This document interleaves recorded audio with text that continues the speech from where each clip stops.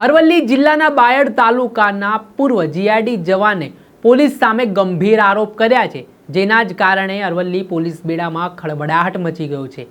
Ambaliyara police સ્ટેશનના કેટલાક police કર્મચારી સામે આ પૂર્વ જીઆરડી જવાનના આરોપ છે, ત્યારે આ મામલાને લઈને આંબલિયારા પોલીસ સ્ટેશનના ઇન્સ્પેક્ટરનો પણ ખુલાસો સામે આવ્યો છે। શું ફરિયાદીના આરોપ છે, શું કહી રહ્યા છે પોલીસ ઇન્સ્પેક્ટર, આ મામલે વાત કરીશું આ વિડીયોમાં। વૈષ્ણવજન તો તેને કહીએ જે પીડ પરાઈ જાનાને રે। નમસ્કાર દર્શક મિત્રો, નવજે ન્યૂઝમાં આપનું સ્વાગત છે। હું છું ફૈઝાન।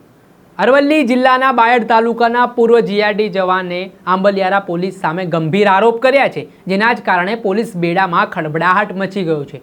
જોકે ભૂતકાળમાં ગુજરાતમાં વાત કરીએ તો પોલીસ સામે અવારનવાર ગંભીર આરોપો લાગતા હોય છે। કેટલાક કિસ્સામાં ફરિયાદીઓ સાચા પણ હોય છે, જે પોલીસ કર્મચારી તેમની સાથે મારામારી કે ખરાબ વર્તન કરે છે તેમની સામે કાર્યવાહી પણ થતી હોય છે, પરંતુ કેટલાક કિસ્સાઓમાં જે પોલીસ ઉપર મારામારીના આરોપ થતા હોય છે તે પાયાવિહોણા પણ જોવા મળ્યા છે।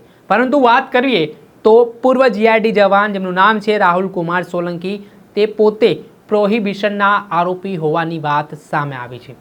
જેમાં તો રાહુલ કુમાર સોલંકી છે, તેમનું કહેવું છે કે કેટલાક પોલીસ કર્મચારીઓ જે આંબલિયારા પોલીસ સ્ટેશનમાં ફરજ બજાવે છે તે સાદા ડ્રેસમાં તેમની પાસે આવે છે, તેમને ગાડીમાં બેસાડીને અવાવરૂ જગ્યા લઈ જાય છે અને ત્યારબાદ તેમને ઢીકાપાટુનો માર મારવામાં આવે છે। જેના કારણે આટલું જ નહીં, જ્યારે ફરિયાદી જે પીડિત છે હાલ, તેવું કહેવું છે કે પાણીની માંગ પોલીસ કર્મચારી કરવામાં આવે છે તો તેમને પેશાબ પીવડાવવામાં આવે છે। તે પ્રકારના ગંભીર આરોપ તેમણે પોલીસ પર કર્યા છે।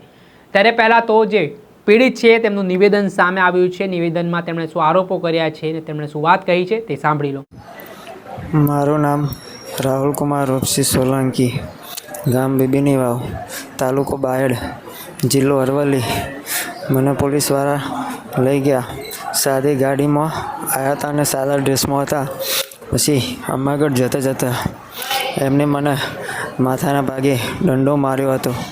પછી ગોલાપુરા અને અમાગઢની વચ્ચે જતાં ત્રણેય સાહેબે ગાડીમાં બિયરની બોટલો તોડી હતી અને પછી મને જંત્રાલ કંપા બોરીઓના જંગલમાં લઈ જઈ ઘણો ઢોર માર માર્યો હતો। લોખંડના સળિયા આ પગ ઉપર તળિયા બધા તોડી નાખ્યા હતા અને બીજી ગાડી સાદી આવી, એમાં બીજા 3 જણા, બધા થઈને કુલ 5 જણા હતા। મારવામાં પાણી માગ્યું તો એ સાહેબોએ પેશાબ કરીને મને પીવડાવ્યો હતો। પછી એક કાકો આવ્યા હતા, કાકો કે કેમ મારો છો ભાઈ? તા કે આ તો અમારા ગામની છોકરી લઈને ભાગી ગયો છે, એમ કહી કાકાને આ લોકો ભગાડી મૂક્યો। પછી કાકો બોલાવા ગયો એટલામાં આ લોકોએ મને ઉઠાવી લીધો। પછી પોલીસ સ્ટેશન કેટલા વાગે લાવ્યા મને ખબર નથી, અને પછી પોલીસ સ્ટેશન આવીને મને ઘણો માર માર્યો હતો અને તે આવીને 2 કલાકો સુધી પછી મને ભાન આવ્યું ત્યારે પાણી માગ્યું ત્યારે એક સાહેબે તિજોરીમાંથી પેલું કોટરિયું તોડીને મને કે આબુ પી લેતો, પાણી નથી પીવાનું તારે। મારવામાં મને વિજયસિંહ, જીતુસિંહ, દિલીપસિંહ, રાજદીપસિંહ, એ 4ના નામ અત્યારે યાદ છે, અને એક ભરવાડ સાહેબ હતા, દિનેશભાઈ ભરવાડ, એવું કુલ 7 માણસો હતા। પછી મને મારા ઘરનાને જાણ થતાં આવી ગઈ, રાત્રે 70,000 રૂપિયા ભરી મને છોડવી લાવ્યા હતા। મારા ગીઝામાં 3500 રૂપિયા હતા, હાથમાં વીંટીઓ હતી, એમાં એક જ વીંટી મળી, 3 વીંટીઓ ખબર નથી। પછી બાઇક ને મોબાઈલ પણ હજુ પોલીસવાળા પાસે જ છે। બસ મને ફરિયાદી રાહુલ કુમાર સોલંકી, તેમનું સ્પષ્ટ કહેવું છે જે તેમની સાથે ઘટના બની છે તે ઘટનાને લઈને તેમણે આ મામલે અરવલ્લી જિલ્લા પોલીસ વડાને લેખિતમાં ફરિયાદ કરી છે ને જે કોઈ પણ પોલીસ કર્મીઓ આમાં સંડોવાયેલા હોય તેમની સામે કડકમાં કડક કાર્યવાહી કરવામાં આવે તે પ્રકારની માંગ પણ હાલ તેમના દ્વારા કરવામાં આવી રહી છે। પરંતુ જ્યારે આ એક તરફ આરોપ લાગી રહ્યા હતા ત્યારે અમે આંબલિયારા પોલીસ સ્ટેશનના ઇન્સ્પેક્ટર સાથે વાતચીત કરી તો તેમણે આ આરોપો ફગાવ્યા છે। તેમણે કહ્યું છે કે આ પૂર્વ જીઆરડી જવાન રાહુલ કુમાર સોલંકી છે તેઓ દ્વારા અગાઉ પોલીસની રેકી કરવામાં આવતી હતી। તેઓ પ્રોહિબિશનના ધંધા સાથે સંકળાયેલા છે, ભૂતકાળમાં પણ તેઓ બુટલેગર સાથે સંકળાયેલા હોવાની વાત પોલીસ ઇન્સ્પેક્ટર દ્વારા કરવામાં આવી છે.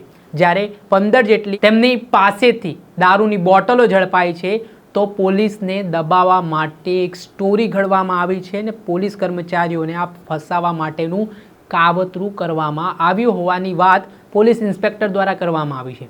જો કે એક તરફ આરોપ લાગ્યા છે, બીજી તરફ પોલીસ ઇન્સ્પેક્ટરે પોતાનો ખુલાસો પણ મૂક્યો છે. હવે આ સમગ્ર ઘટનામાં ખરેખર સત્ય શું છે? જો આની ખરેખર તપાસ થાય તો સત્યતા સામે આવી શકે છે ને આ સત્યમાં શું આગામી સમયમાં ખુલાસાઓ થાય છે.